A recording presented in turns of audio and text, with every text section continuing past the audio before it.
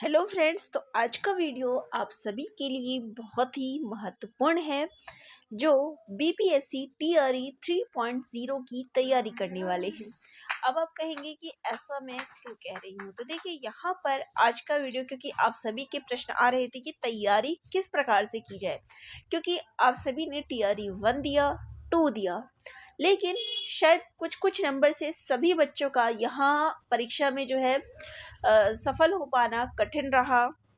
तो कुछ ही मार्क्स से कितने ऐसे बच्चे हैं जो कुछ ही मार्क्स से रह गए। अब यहाँ उन सभी का प्रश्न आ रहा था कि हम टीआरई 3 की तैयारी कैसे करें कि सिलेक्शन जो है इस बार पक्का हो पाए। तो पहले आपको सबसे पहले क्या करना होता है, तो देखिए तैयारी से पहले आपको दोनों प्रश्नों का स्तर समझना होगा। हालांकि दोनों ही प्रश्न पत्र यानी कि टीआरई 1 और टीआरई 2 दोनों ही प्रश्न पत्र एक दूसरे से बहुत ही अलग थे। यहाँ आप देखिए मैं दोनों ही प्रश्नों का समावेश जो है मैं लेके आई हूँ, इकट्ठा लेके आई हूँ। तो सबसे पहले मैं यहाँ पे पीजीटी की बात कर लेती हूँ। तो टीआरई 1 में किस पर प्रश्न पूछे गए थे, तो टीआरई 1 में अगर बात की जाए तो साहित्य से ज्यादा प्रश्न पूछे गए थे।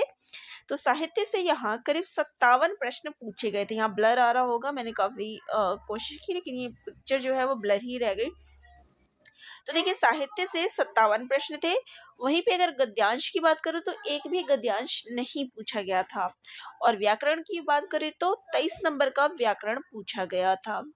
इसके बाद अगर टीआरई 2 की बात कर ली जाए, ये मैं पीजीटी के पेपर की बात कर रही हूँ, तो यहाँ पर इस पेपर का बिल्कुल ही हम कह सकते हैं उल्टा पूछा गया था। अब उल्टा कैसे, तो देखिए साहित्य के जहाँ टीआरई 1 में 57 प्रश्न आए थे, वहीं पे टीआरई 2 में केवल 20 प्रश्न जो है साहित्य से पूछे गए।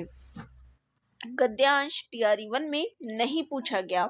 वहीं पे टीआरई 2 की बात करें तो इसमें 20 जो है गद्यांश से प्रश्न थे, यानी कि 2 गद्यांश जो है आपके इसमें पूछे गए थे। 20 प्रश्न आपके गद्यांश के थे, ठीक है, 10-10 क्वेश्चन आए थे।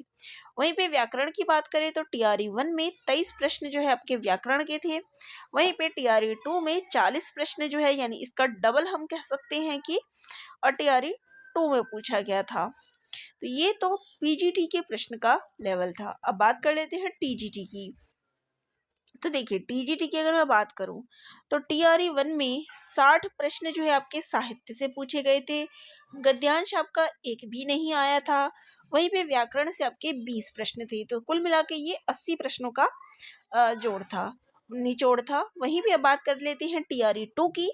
तो साहित्य से 17 प्रश्न पूछे गए, केवल 17 प्रश्न। जहाँ यहाँ पे अगर तैयारी की बात करें तो बच्चों ने जो है साहित्य पर ज्यादा फोकस किया था, लेकिन प्रश्न कितने पूछे गए, तो केवल 17। गद्यांश की बात करें तो यहाँ पर 6 गद्यांश पूछे गए थे, जिसमें 23 जो है टोटल क्वेश्चन थे। किसी में 4 थे, किसी में 3 थे। तो ऐसे करके 6 गद्यांश पूछे गए, जिसमें 23 प्रश्न थे। व्याकरण की बात कर ले तो इसमें 40 क्वेश्चन जो थे। अब अगर यहाँ पर मैं दोनों की ही तुलना कर लूँ, टीआरई 1 और मतलब टीजीटी और पीजीटी की, तो दोनों में ही समान चीज हमें ये देखनी पड़ेगी कि टीआरई 1 में जहाँ साहित्य से पूछा गया, दोनों ही पेपरों में टीजीटी का हो या फिर पीजीटी का हो, व्याकरण का अगर पीजीटी में 23 प्रश्न था तो यहाँ पे टीजीटी में 20 क्वेश्चंस थे, ठीक है। वहीं पे टीआरई 2 में आप देख सकते हैं कि साहित्य से 20 प्रश्न थे, तो यहाँ 17 प्रश्न पूछे गए। गद्यांश में जहाँ 20 प्रश्न थे, वहां पे इसमें 23 प्रश्न थे। और व्याकरण का स्तर दोनों का ही समान रहा। तो यहाँ पर दोनों ही जगह पे व्याकरण में जो है आपसे 40 प्रश्न पूछे गए। अब यहाँ पे अब मैं विस्तार पूर्वक अगर बताऊं तो देखिए साहित्य से जो सबसे अधिक प्रश्न आए हैं। अब यहाँ पर देखिए इससे पहले मैं एक और बात कर लूँ कि अब आपको फोकस क्या चीज़ें करनी पड़ेगी या क्या हम चीज़ें करें। यहाँ पर आप देख सकते हैं कि जहाँ दोनों ही पेपरों में, कहीं पे टीआरई 1 में या टीआरई 2 में, दोनों में क्या पूछा जा रहा है, साहित्य भी पूछा जा रहा है और व्याकरण भी पूछा जा रहा है। हालांकि फर्स्ट में आपसे साहित्य पूछा गया और सेकंड में आपसे व्याकरण पूछा गया, लेकिन यहाँ अगर कॉमन चीज़ मैं बताऊँ तो देखिए 20 नंबर का व्याकरण पहले ही पूछा गया था और अब भी जो क्या है 40 नंबर का व्याकरण पूछा गया है। तो कहीं ना कहीं व्याकरण का जो स्तर है वो हम कह सकते हैं कि देखिए जो यहाँ पे 60 नंबर का था, उसमें आपका क्या है 20 नंबर का, हम ये मान सकते हैं कि 20 से इतना नंबर इसका यहाँ लेस हो गया, गद्यांश में आ गया। ठीक है, तो अब आपको क्या करना है, तैयारी पे है, हम फोकस किस पे करेंगे, तो व्याकरण पे ज़्यादा फोकस करेंगे। तो अब जो TRE 3 की तैयारी करनी है उसमें आपको व्याकरण पे ज़्यादा फोकस करना है। चलिए, अब साहित्य में देखिए क्या किस चीज़ पर ज़्यादा फोकस करना है वो भी मैं यहाँ पे चर्चा कर दूँ। बेसिक से प्रश्न आ रहे हैं, कुछ डीपली नहीं पूछा जा रहा है। तो देखिए, आदिकाल, भक्तिकाल, रीतिकाल, आधुनिक काल, इन पे ज़्यादा प्रश्न थे। हालांकि जो पहला वाला है उसमें आपका जीवनी, नाटक, अन्य गद्य विधाओं से भी प्रश्न था। लेकिन अभी की बात करूँ तो उपन्यास, कहानी, नाटक से 1 से 2 प्रश्न पूछे गए थे। इस पर आपको इतने ही प्रश्न थे, किसी में 1 था, किसी में 2 था। कभी 2 उपन्यास के बारे में पूछ लिया, कभी 1 उपन्यास से संबंधित है। कहानी, नाटक सेम 1-1 प्रश्न जो है इसमें पूछा गया।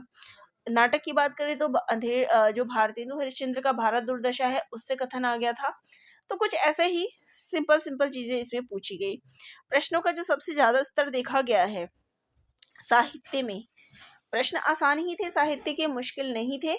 लेकिन प्रश्न जो ज्यादा पूछे जा रहे हैं, देखिए आधुनिक काल से कम प्रश्न थे, 2 ही 3 थे। जब 17 क्वेश्चन आएंगे तो कितना क्या पूछ लेगा। तो लेकिन यहाँ पे आदिकाल से बात करें तो जैसे TGT की अगर मैं बात करूं तो उसमें भक्ति काल से ज़्यादा प्रश्न थे, तो भक्ति काल के 6 से 7 प्रश्न इस बार पूछे गए।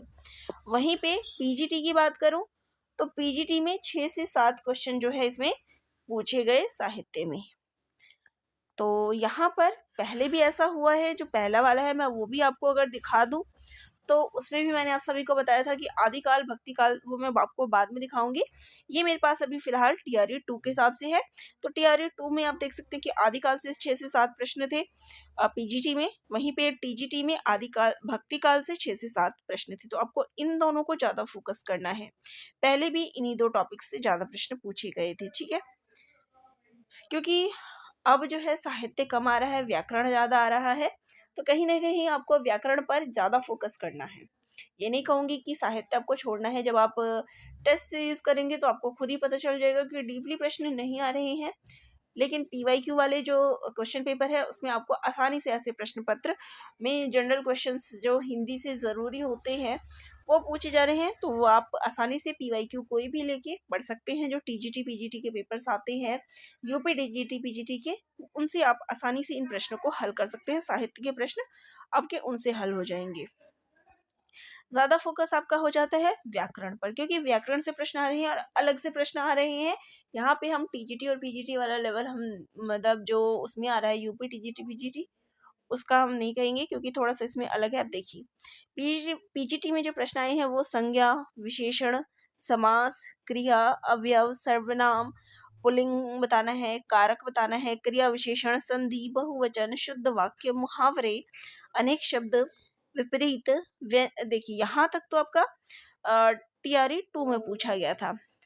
और TRE 1 की अगर मैं बात करूँ तो उसमें व्यंजन से भी प्रश्न थे, संकर शब्द से प्रश्न थे, प्रत्यय और पदबंध, ये पदबंध से भी ज्यादा प्रश्न थे। तो चलिए, इन सब टॉपिक्स को लिया गया। यहाँ नहीं कि हम कह सकते हैं कंप्लीट व्याकरण आपको पढ़ना है, कुछ भी ऐसी चीज नहीं जो आपको छोड़नी है। और डायरेक्ट जो क्वेश्चंस वाले होते हैं वो आपको ज्यादा देखने। वहीं पे चलिए मैं TGT की बात करूं तो इसमें आपका संधि, समास, पारिभाषिक शब्द, देखिए पारिभाषिक शब्द जो है इसमें पूछा गया है। मुहावरे, जो कि आपका पेपर TRE 1 में भी पूछा गया था। मुहावरे, पदबंध, वाक्य रचना, शुद्ध वाक्य, वाच्य, अलंकार, छंद, रस, काव्य गुण, पर्याय, विलोम, काल। फिर आपका श्रुति सम पूछा गया था, जो कि इस बार नहीं आया है, ये पहले पूछा गया। क्रिया, प्रत्यय, इन सभी पर प्रश्न था। यानी कि हम बात कर सकते हैं कि व्याकरण का जो संपूर्ण टॉपिक है, चाहे आप TGT की तैयारी कर रहे हो चाहे आप PGT की तैयारी कर रहे हो, व्याकरण पर आपको फोकस करना है। इस बार आप क्या करेंगे, व्याकरण पर ज़्यादा फोकस करेंगे। TRE 1 और TRE 2 के में जो है गद्यांश से देखिए आपका प्रश्न हो जाएगा। कुछ प्रैक्टिस टेस्ट करेंगे, कुछ PYQ करेंगे, तो साहित्य वाला टॉपिक आपका कवर हो जाएगा, कोई दिक्कत नहीं। क्योंकि आदिकाल, भक्ति काल, इन सब पे प्रश्न आ रहे हैं तो आसानी से आप कर सकते हैं। और व्याकरण पर आप ज़्यादा फोकस करिए, यहाँ मैं यही कहूँगी, क्योंकि व्याकरण से हमारे डायरेक्ट ऐसे प्रश्न पूछ लेते हैं जहाँ बच्चे ज़्यादा कंफ्यूज होते हैं। हालांकि जिनका व्याकरण स्ट्रांग है वो आसानी से कर सकते हैं। मैं नहीं कहूँगी कि व्याकरण आप नहीं कर पाएंगे, क्योंकि यहाँ बहुत ऐसे बच्चे हैं जो व्याकरण में बहुत अच्छे होंगे, तो उनके लिए भी अच्छा है कि वो अच्छे से कर सकते हैं। बाकी जिनकी नहीं है वो व्याकरण पर अभी से ज़्यादा फोकस कर दें, क्योंकि फिर ये परीक्षा जो है आपकी मई में होनी तय हुई है, यानी आपके पास फिर 1 महीने का ही समय बच गया है। तो यहाँ साहित्य के प्रश्न आप आसानी से कर सकते हैं, कोई दिक्कत नहीं। आप व्याकरण पर फोकस करिएगा। यहाँ ये मैंने दोनों का निचोड़ लिया था कि क्या चीज़ें दोनों में पूछी गई थी और किस चीज़ पर आपको फोकस करना है।